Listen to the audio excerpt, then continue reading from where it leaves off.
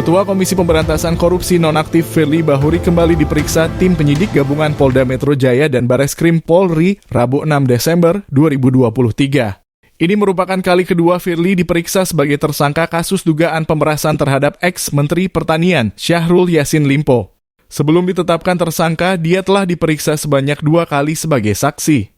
Klien kami mengikuti semua mulai dari pemeriksaan tanggal 24 kemarin sampai hari ini, kita ikuti sudah 4 kali ya. Ujar Ian Iskandar, penasihat hukum Firly Bahuri di gedung Bareskrim Polri, Rabu 6/12/2023.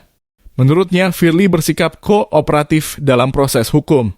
Meski begitu, dia enggan membeberkan terkait pemeriksaan Firly. Tanya penyidik, yang penting hari ini kami kooperatif memenuhi panggilan dari penyidik Polda diperiksa di Bareskrim. Itu saja, katanya.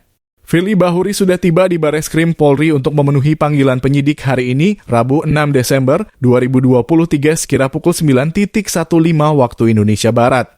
Saat dicecar awak media, dia tak mengeluarkan sepatah kata pun.